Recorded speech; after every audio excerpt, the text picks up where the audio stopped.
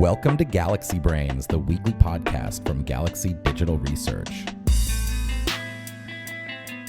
As always, I'm your host, Alex Thorne, head of firm-wide research at Galaxy Digital, and I am joined this week by Christine Kim, Saul Kadir, and Charles Yu from Galaxy Digital Research. Hey, everyone.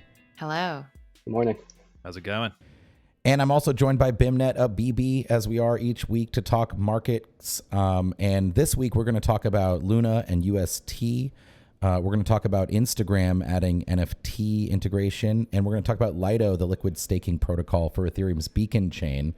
But first, BIMnet, let's turn to you. It looks like everything in markets is down this week. It's been rough since the FOMC, since Wednesday of last week when we had a little bit of a rally after the FOMC, but it's been now where I guess we're on the fifth down day here. And tell us what's happening and what are you seeing out there? So what we've been seeing this year is the market sort of coming to grips with the state of inflation and the Fed's response function to inflation. And so last week, the Fed told you that they're going to take aggressive measures to prevent inflation by raising rates, by running off their balance sheet. And today you got data that, is going to support pretty aggressive tightening of financial conditions. Today we had CPI come in at 8.3% versus expectations of 8.1. So you're still at inflation levels that you haven't seen for 40 to 50 years. And they're continuing to come in above expectations. And so while inflation may have dipped due to certain base effects, it's pretty clear that inflation is pretty broad-based. You're seeing massive pickup in prices from everything from housing to airfares to dining out, and that it's likely going to be fairly persistent. And so the market is interpreting that as meaning, the Fed's going to have a pretty aggressive response to this. And so, odds are stocks are going to sell off, right? And inflation is important for a number of reasons, but, I want to highlight just one simple one. Which is just margin compression, right? When you are a company and you have to pass through, increases in labor costs and increases in the cost of goods to end consumers, it is most likely going to lead to margin compression. You cannot pass on 40% increase in prices to consumers. And so that's what you're really seeing in a lot of U.S. equities. In addition, the era of free money is over. And valuations matter. And so things like expensive software companies, stuff that has traded at insanely high valuations is now starting to normalize. And to put some numbers behind it, these moves have been dramatic to say the least, but since last Wednesday's podcast, high to low, the NASDAQ has moved lower by 11%. And it's still going, and you've had technical breaks on the S&P. You're through 4,000, and you've had big weekly breaks. Like last Friday's close was pretty indicative that you were going to get some follow through. And just high level, pretty much every big technical level this year that has gotten taken out on currencies, bonds, equities has seen pretty material follow through. And so this time is no different. We think that stocks likely continue to sort of move lower as the street sort of decreases earnings forecasts for most companies, and I think that's going to be a headwind for crypto. What do you think? I've been thinking about this a lot, and this isn't really a novel opinion, but you've got the fastest and largest money printing in history in spring of 2020. Yeah, you've got now some of the most aggressive tightening that we've ever seen. Absolutely. I keep calling this a whipsaw monetary policy.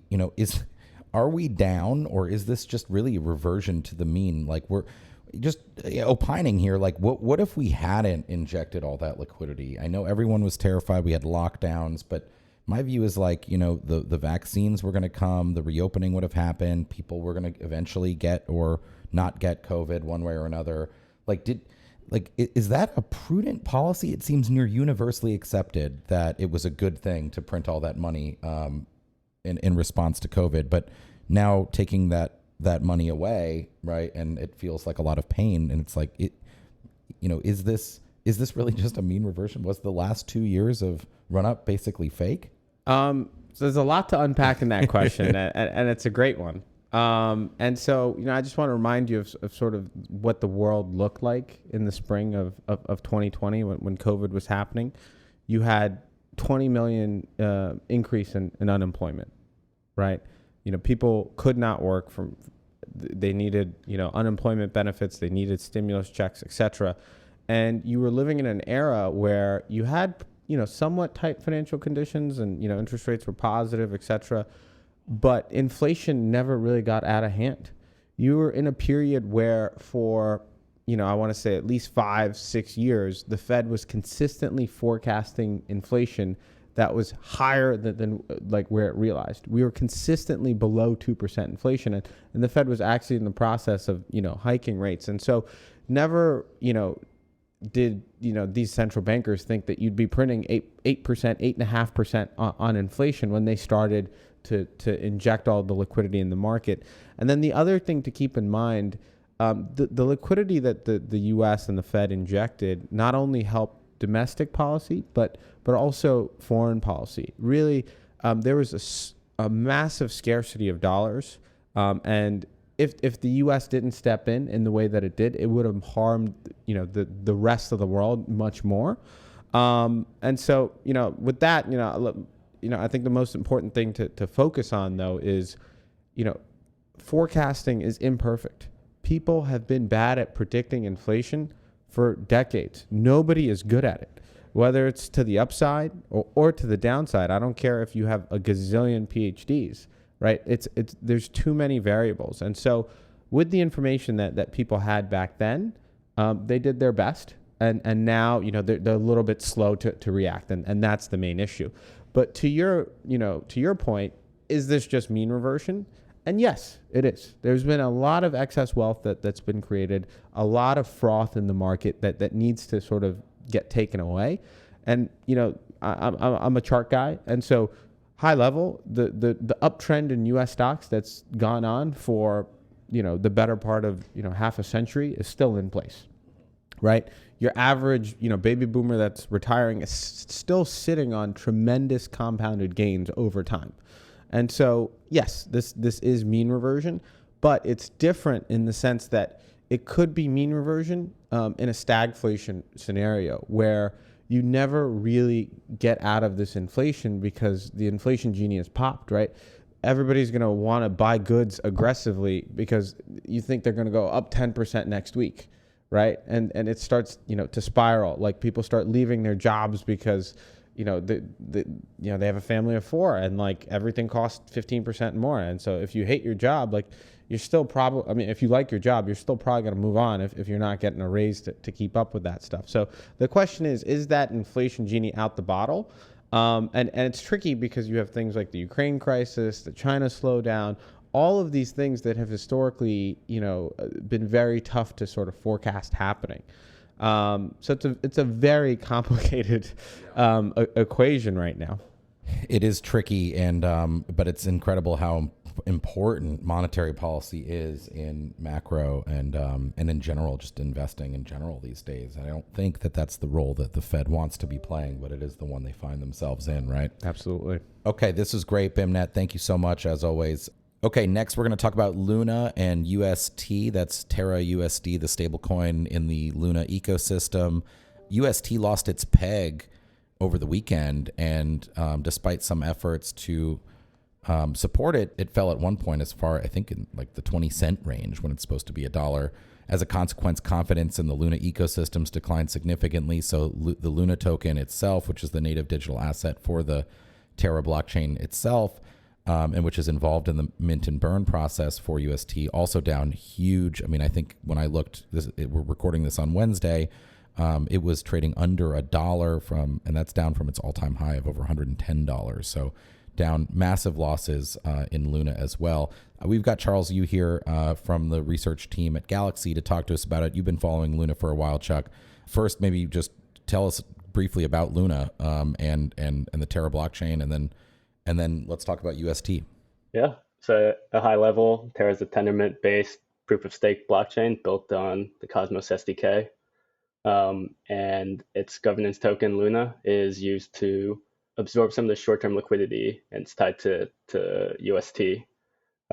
So through its market module, users can mint and burn Luna or UST, always at a dollar-to-one ratio, which really incentivizes arbitrageurs to step in and mint and burn Luna for UST whenever it deviates from its peg. So it's not explicitly collateralized, but Luna is just used to absorb some of the short-term volatility. So when you create UST, you burn Luna, correct? Correct. So over the last, year and a half, I'm looking at the beginning of 2021, there looks like less than 1 billion circulating of UST. Today, it's over 18 billion. So that has corresponded those creations of UST with the destruction of Luna supply. Correct. But then the reverse happens when you want to redeem Terra, you mint new Luna tokens. And so I think you wrote about this in our newsletter a couple weeks ago. This mechanism in general can work really well when asset prices are stable or rising. But in the case of a large move to redeem UST, that also puts significant pressure on Luna because it causes Luna's supply to increase. And that's sort of one of the ways the death spiral, quote unquote, that's been talked a lot about with algorithmic stablecoins specifically can manifest. So I think if we put it in context too, right, you've got several types of stablecoins. I typically think of USDC, USDT as tokens that are IOUs to an off-chain issuer, right, a centralized off-chain issuer. And those issuers, be it Circle or Tether, they hold collateral in order upon which they issue these IOUs, right? And it could be all dollars, it could be some combination of securities and dollars and cryptos, right? That's sort of not.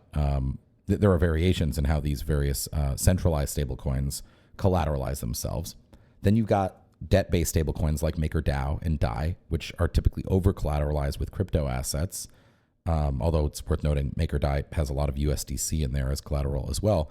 And interestingly, right, Maker had a lot of trouble on March 12th, 2020. Not so much because of Maker's design, but more because of congestion in the Ethereum network that day. People weren't able to get in and top up their margin positions, and Oracle messages weren't properly getting on chain to MakerDAO, causing a lot of cascading liquidations there. But what we've seen over the last couple of days is a bit different, right? This stablecoin UST is really hard there's not nearly as much backing it in like a debt-based stablecoin. This is, when we say algorithmic, we sort of really mean programmatic, right? And while there is a mechanism here to create and redeem Luna, it's not like a pile of Luna is sitting in a vault, right? And even if it were, that's only one asset. So this dynamic, but why don't you run us through, Chuck, to the best of our knowledge, what actually happened to start this decline and depegging of UST, and then we'll take it from there. Sure, yeah. So over the weekend, Anchor, which is Terra's most popular savings and lending protocol, saw major outflows in UST deposits, which was largely started by a single wallet address on Saturday. And after withdrawing a large amount of UST on Anchor, this entity then bridged it to Ethereum and swapped it for other stables on Curve, which is one of the main UST liquidity sources on Ethereum. And so this led to a big supply imbalance, with UST making up most of the liquidity pool in there and leaving less quote unquote exit liquidity for others to swap their UST to. This was seemingly a deliberate and coordinated attack on UST. Prior to this, there was a large entity who borrowed $3 billion of Bitcoin and sold their position to trigger some market panic.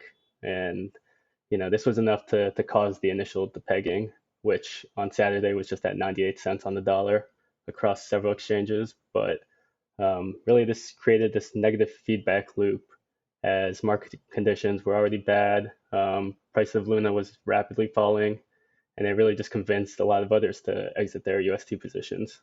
Okay, so this all started happening during over the weekend, and this was crypto markets were getting battered, and this followed down equity days on Thursday and Friday of last week, and then Monday we know was also a pretty red day. So that negative sentiment in markets, again even outside crypto, persisted throughout the weekend, but yet crypto is the only thing you could trade.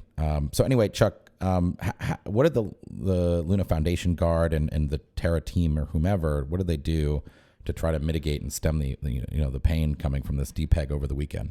Yeah, so I guess when they saw some of these supply imbalances in the liquidity pools on the external exchanges, and I say external meaning Curve, potentially Uniswap, or even Binance. These are basically just exchanges that are off of Terra, where the on-chain market module isn't available. So they help contribute liquidity into some of these pools to rebalance things. But they found that after each capital injection, the exits were pretty persistent. The peg hadn't been restored, and it really showed no signs of slowing. So to give you an idea, anchor deposits were over, I think, 14 billion prior to the weekend, and we were seeing outflows of several $1 billion over the past couple of days, and it now stands at $3 billion. So that's over $10 billion of outflows. Wow. So a lot of demand to get out of UST. And then, so the Luna Foundation Guard, they had raised a bunch of capital and held it in Bitcoin, right? We've talked about this on the podcast. They had bought a lot of Bitcoin with the idea that it would add to the sort of collateralization defense mechanism for protecting the UST peg.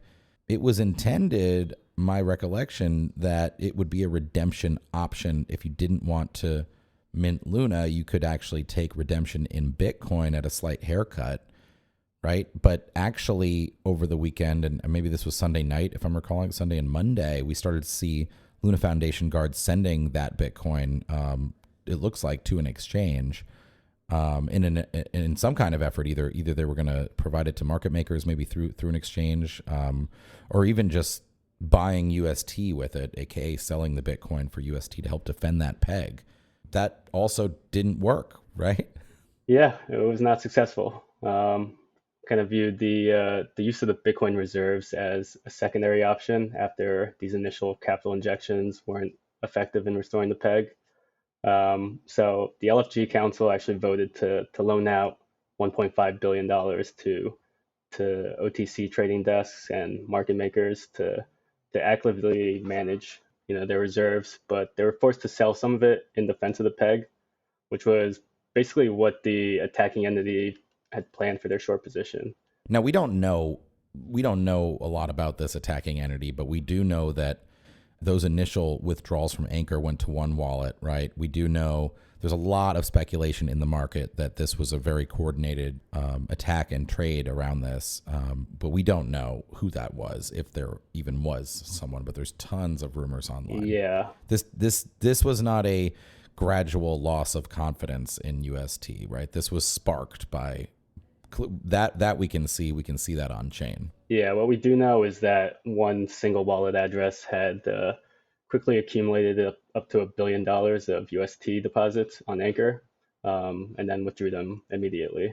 And then we also saw the imbalancing of the Curve pool, which further, shortly thereafter, which, I don't know about tracking coins as they move through bridges. That's probably pretty difficult, but very, very likely the same entity.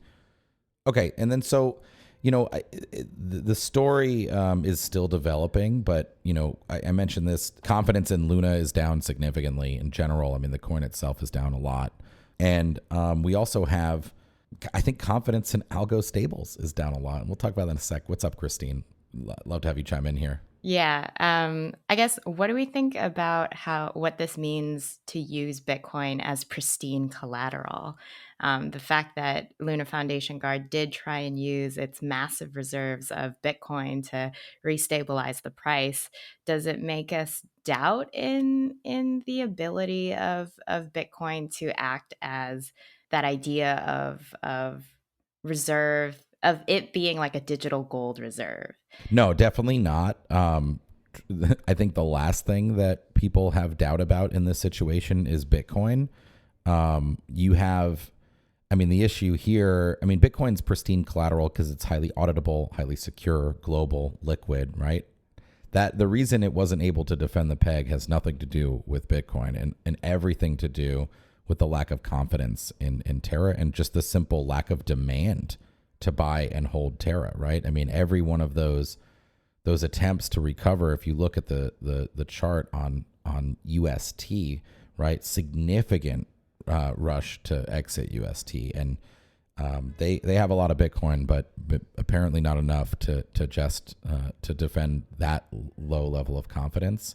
I think the story where it gets and we don't, to be clear, we don't know how much Bitcoin has actually been sold to defend this peg. I think, we can see some Bitcoin moving into where we think is a centralized exchange, which, by the way, market makers are on many exchanges. So even though it maybe lands at one, it can sort of then be on the market maker's balance sheet and be traded elsewhere. But centralized exchanges are kind of a black hole when it comes to on-chain forensics, because once assets land there, typically what happens off-chain, right, on their order books or whatever else. So it gets very difficult. I think one of the big takeaways here is algorithmic stablecoins. Can they ever work? And I've been in general a pretty big critic of these.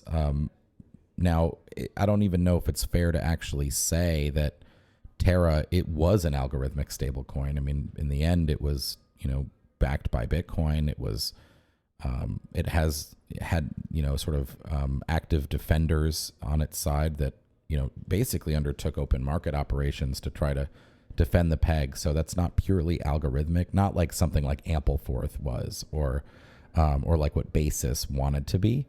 But this does feel like the sort of holy grail in sort of stable money that not only in this crypto era, but for thousands of years, people would want to engineer something that could just algorithmically, aka magically, maintain its value. And we've never found that, and the Holy Grail itself was never found, as far as I'm aware.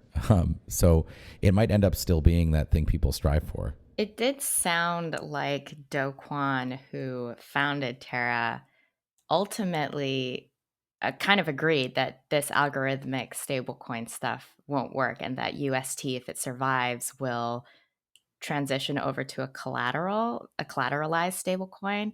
Chuck, curious to know how you interpreted that statement from Do Kwon on Twitter when he said that looking ahead to UST's future roadmap, that the team would be looking into collateralized options. Yeah.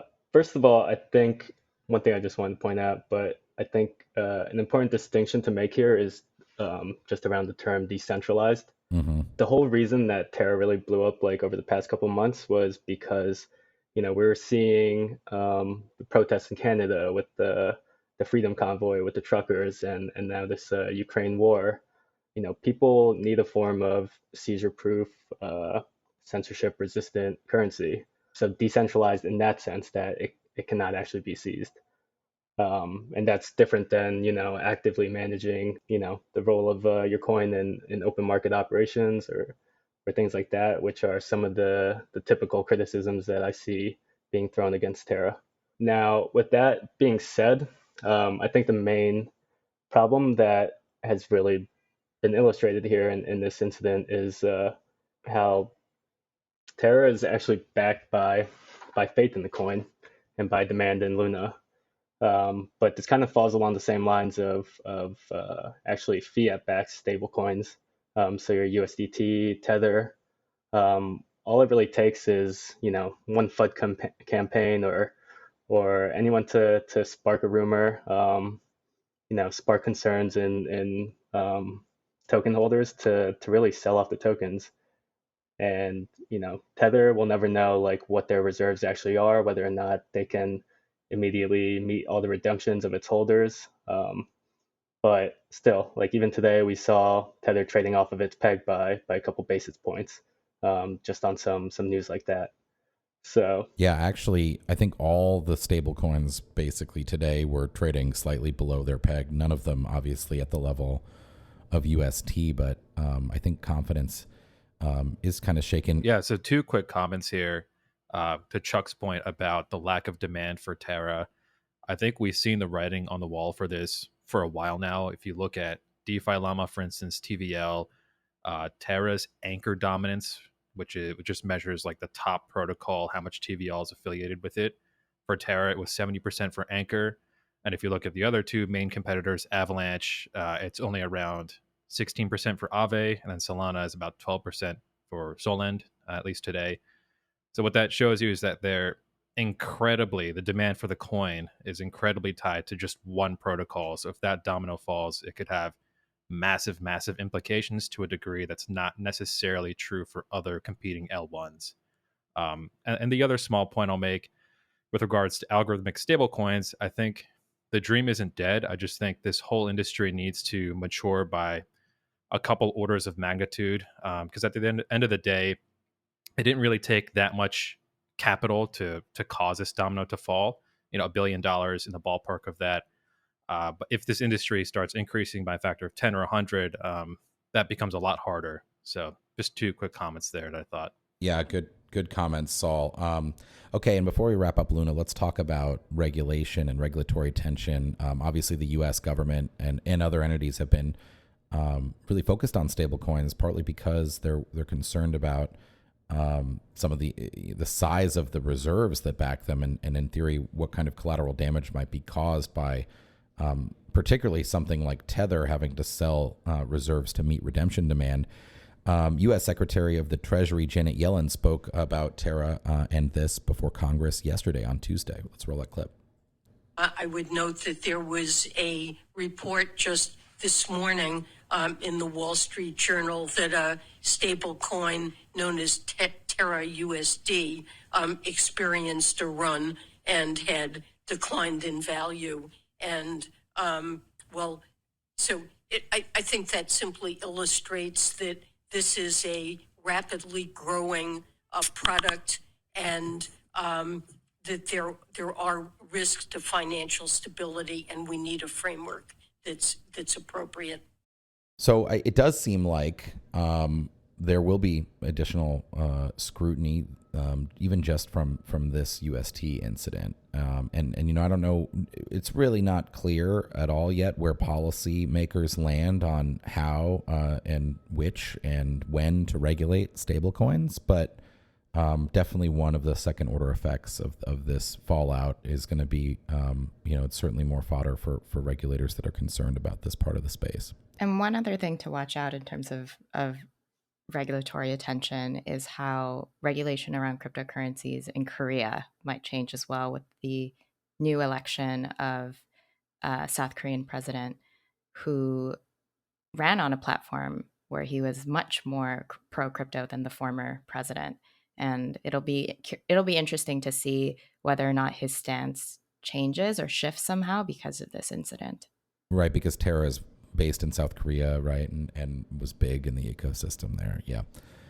Okay, well, this is a developing story, so probably more to come on it. But thanks, Chuck, for helping us unpack some of it, and we'll read our newsletter, which is out Friday today. As you're listening to this, we'll have more content on this there.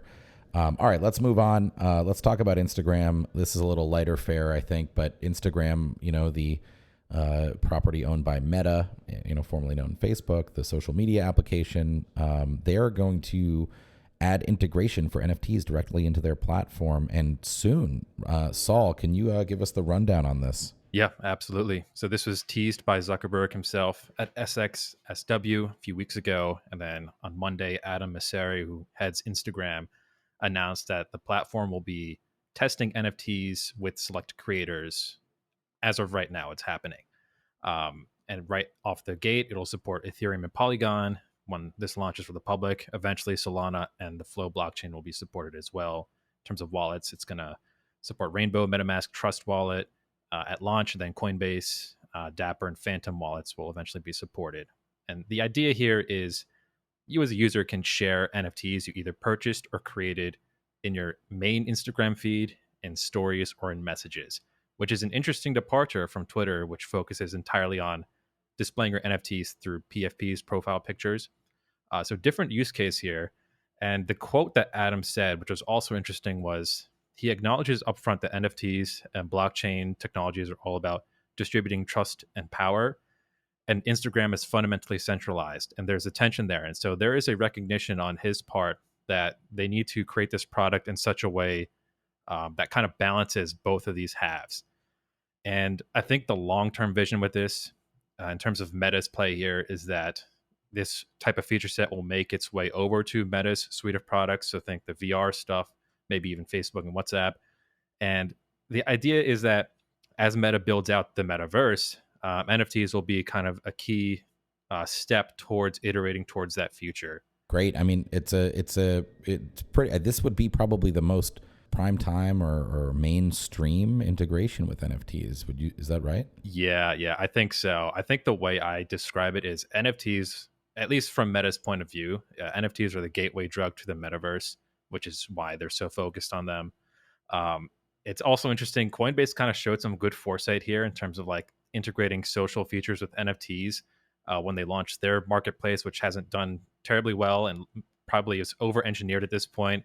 And now they're going to compete with Instagram that has the user base and can kind of bolt on the NFT functionality. This has always been my thesis with NFTs and how it'll play out with Web 2, is that it's much easier to just take an existing user base of 100 million people and integrate crypto versus build a crypto platform and then try to onboard 100 million people into your mysterious crypto product, which is interesting to see that play out. And Saul, what do you make of the multitude of blockchains that Facebook has chosen for this release? Curious to know. To me, it sounds like they're trying to put their eggs in multiple baskets in case one scalability solution fails.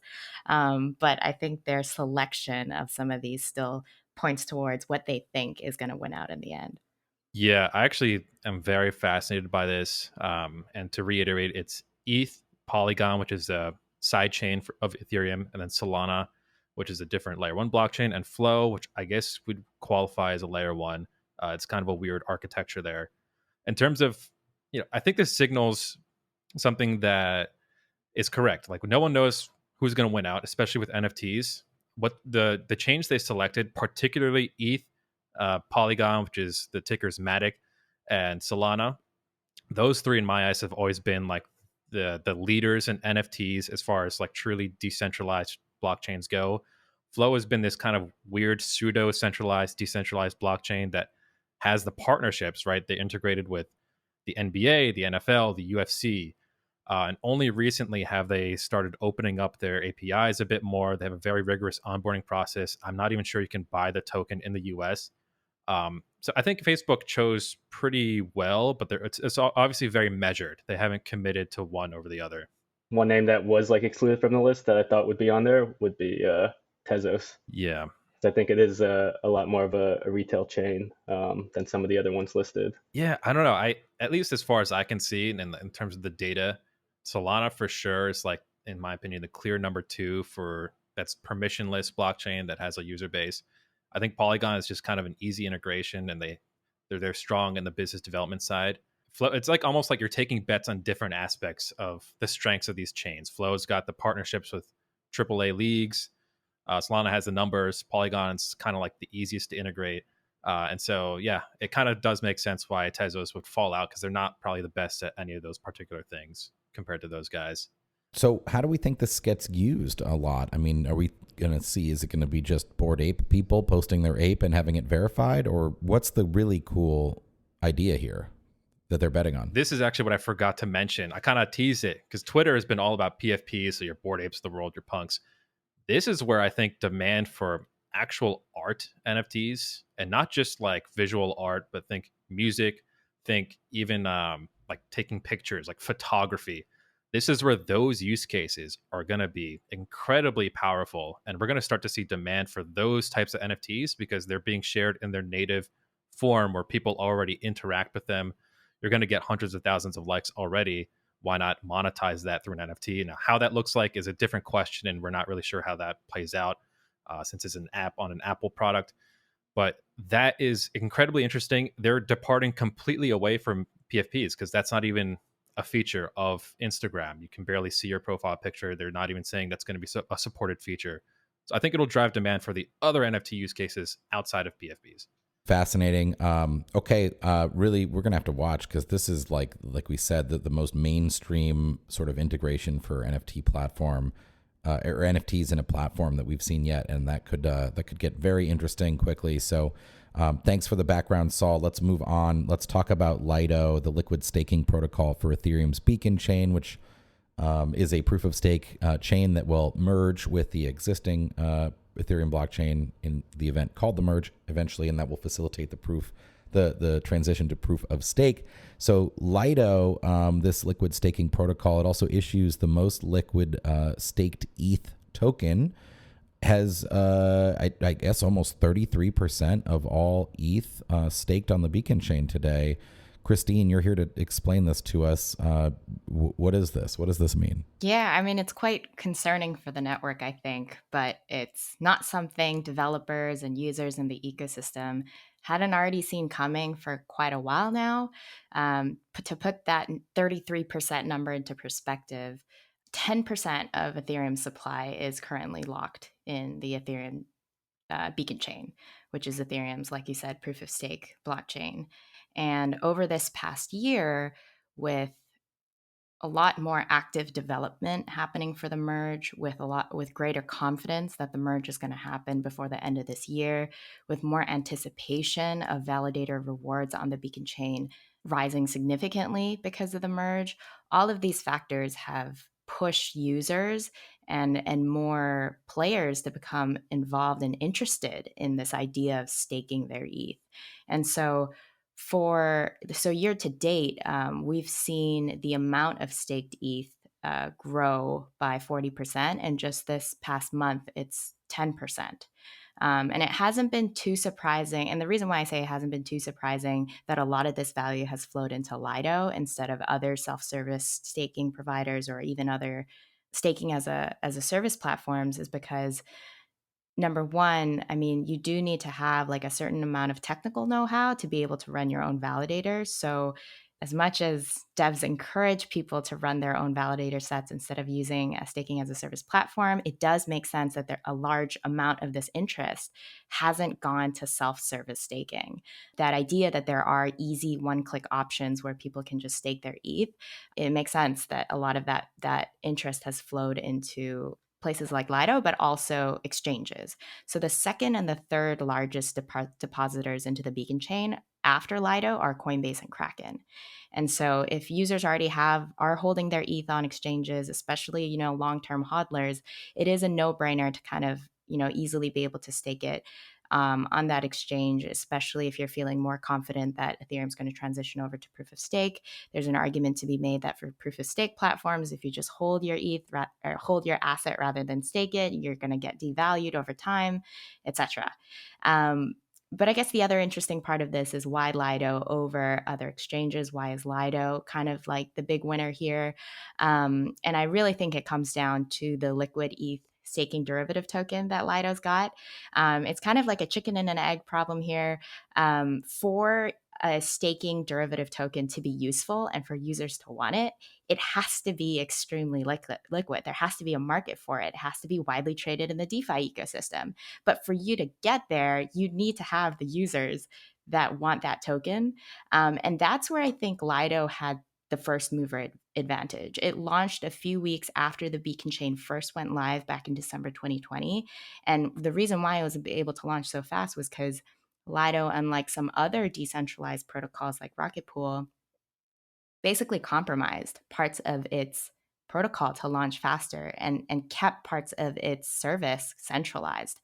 And because of that, Lido was able to capture a lot of that early demand for liquid staking token, for a liquid derivative staking token, when not many others existed at all. And it has since built out that moat for Steth. And so data-wise, Lido currently has 93% of the liquid staking market in its hands. So I think for me, I think, seeing this influx of users this year, I mean, it does make sense that a lot of it would go to Lido, and now that it's hit the 33% mark, there's been quite a lot of commentary on Twitter. Lead ETH2 dev Danny Ryan tweeted on Tuesday that Lido passing 1/3 is a centralization attack on proof of stake, which I thought was an extremely strongly worded message. And of course, it's not great that one protocol holds all this much ETH, but the other alternatives, the second and the third, lead staking deposits are from centralized exchanges. And the reason why Lido was created was so that, all the stake ETH doesn't flow to centralized exchanges. It flows to a business whose model is more aligned with that of, the overall health of the ecosystem. And to that end, I think Lido is trying to innovate, trying to improve. I think the kind of risks that Danny Ryan is pointing out when it comes to smart contract risks, comes to Lido validator suddenly getting slashed, etc. All of that it's a risk, but I don't think that it's like a high risk because of the way that Lido is set up and because of the way that Lido incentives are aligned with that of the networks, at least for now. I think there is a bigger conversation though around the security impact of liquid stake ETH derivatives in general to the Ethereum network that we can go into if we want, but I'm going to pause there. No, that was a phenomenal overview. I think you hit pretty much all of my questions. I guess what I'm hearing is that, it's more aligned with the ethos Lido than say just any exchange could be, but it's still problematic. Is this sort of an existential risk for proof of stake? I mean, just, this is what critics have been saying for years, was that staking is a centralizing force by definition. Capital finds capital, right? And it looks like that's happening here again, more aligned or not, even if it continues to grow and they put in other things, become more decentralized, Lido itself, et cetera. You're actually still, though, taking the incentives and mechanisms built into the proof of stake design and essentially that try to protect the network, and then you're taking them off chain and putting them in another box, kind of like the way Flashbots has, right? You're putting them in the Lido box and we're saying, okay, well, Lido's got a lot of stake, but we're going to decentralize it more, so then it won't be as bad. But like, that's what the proof of stake protocol itself was supposed to be doing. We're now moving that into another box, kind of like with Flashbots, like we're using it to mitigate or perform MEV, but now we have to worry about censorship risk inside Flashbots, right? I mean, isn't that part of the sort of inherent issue here? I mean, decentralization, I think, is a spectrum. And even in the beginning of Ethereum's proof of work consensus mechanism launch, I don't think the network was as decentralized as it is today. And so many critics of Ethereum's proof of stake network said immediately, when the Beacon chain launched, it's just going to go to centralized exchanges. I think the existence of Lido shows that there is a middle ground. There is a process towards decentralizing proof of stake that can work.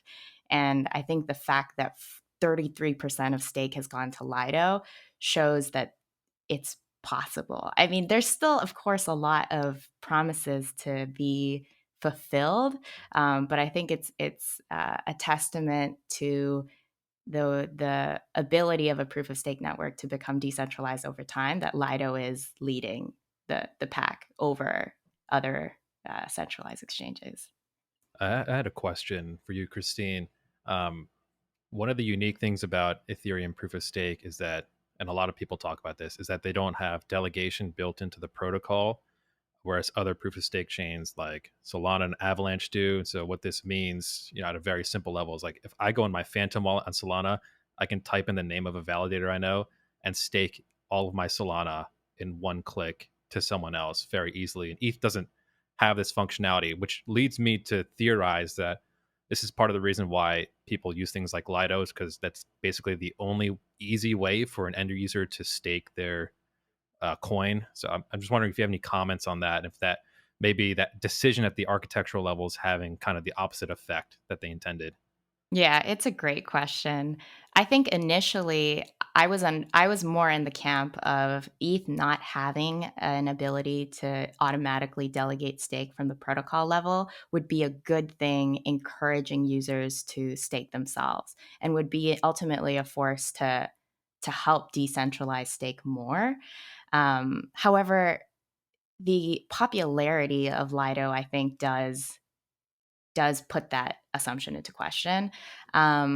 I think that there's quite a number of protocol level decisions for staking that are still being built out on Ethereum that I think would service stake decentralization better than just native protocol level delegation. So one of them is distributed validator technology, and that's basically allowing users from the protocol level to be able to delegate their stake to not a single validator, but multiple different validators, and basically break up the keys for staking in a decentralized fashion. That's currently quite difficult to do on the network, but there are a number of projects working on it. And I think those are the kinds of solutions that Ethereum is working towards, because of the fear that just native protocol level delegation simply incentivizes too much centralization. And in that sense, I would agree that, not going that full route was the right move. But obviously, it gives question to, okay, well, then does distributed validator tech and other protocol level decisions, either increasing like the slashing risk of node operators that operate a lot of validator entities, these kinds of tweaks to the network, will those work out in the end? Fascinating discussion. Thanks for all your knowledge on this, Christine, and the great questions, Saul. All right, let's jump into the quick hits, just like we do every week. We've just got a couple here quickly. Compound, the decentralized lending protocol on Ethereum, actually one of the oldest. Actually, also the one that kind of kicked off the yield farming craze when they issued their comp token in spring 2020 that led to DeFi Summer. So Compound has apparently been rated a B- credit rating by S&P. I didn't realize Standard & Poor's was doing credit ratings for decentralized protocols. Credit rating agencies are so irrelevant. This just reminds me of the meme. This has nothing to do with, this is not interesting at all, but there's like a meme when the stock went down and someone posted like, oh, Standard & Poor's has the word poor for a reason. It's Oh, Lord. It's what a development, though. We'll see if we see. I don't know how this helps Compound really, or it is useful, but or if they intend to use their credit in some way, or even can as a decentralized protocol. El Salvador, our favorite Central American country, has apparently bought the Bitcoin dip. Nayib Bukele, the president there, buying Bitcoin in the 30K range. Still clearly a believer. Despite the market turmoil we're seeing. Love to see it. Guess stick to your guns. I'm not holding my breath yet on Bitcoin City they're talking about, but if they pull that off, it'll be something to see. I'm actually planning to go down and visit El Salvador soon. I'm really interested in what they've been doing there. Yeah. Okay, so Brazil, I guess sticking in the southern, or I guess El Salvador is almost right at the equator, but it's sticking with the Western hemisphere and going further south. Brazil's new bank is adding support for Bitcoin and ETH. This is interesting. I thought that I read somewhere that Warren Buffett was an investor in Nubank. Yeah, I think this is big because Brazilians have always had this natural distrust of traditional banks, so they've resorted to these fintechs, and yeah, it's the main onboarding mechanism into the financial services for a lot of these Brazilians. And lastly, Napster, which I know well. This was my era. We were in middle school. I was one of the first people that had broadband. The file sharing, the music MP3 sharing, really probably popularizing literally the .mp3 format. Napster, still around apparently, has been acquired by Hivemind and Algorand. Hivemind, I think the fund, a newish but very large crypto VC fund, and Algorand, the Layer 1 blockchain, I think founded by Silvio Macaulay in Boston. I guess they've bought Napster or bought the IP or something for Napster. I assume this is some kind of Web3 music play. Well, yeah, it reminds me instantly of like when they brought back, or they're bringing back LimeWire to create like an NFT marketplace. I guess that's the play. And also the play here is just take every major character from the social network and just invest in whatever they found it. My gosh, that's true. Lord, so you got the social network, you got the Winklevoss twins, obviously own Gemini, a big cryptocurrency exchange based in New York. You've obviously got Mark Zuckerberg renamed his company Meta, and obviously wanted to make Libra. Yep. Wow, and now you've got Sean. What's his name? Sean Parker. Sean Parker, the Napster founder, who was an early investor in Mark Zuckerberg and Facebook. They're getting the third movie ready. We gotta go back and read that book. It's Ben Mesrick's book, or watch the movie and just see who else hasn't yet come up with one that we can spot early. Wow. Okay. What a week. Busy week out there. Hope everyone has an excellent weekend. Thank you for listening to Galaxy Brains. And we'll be back next week.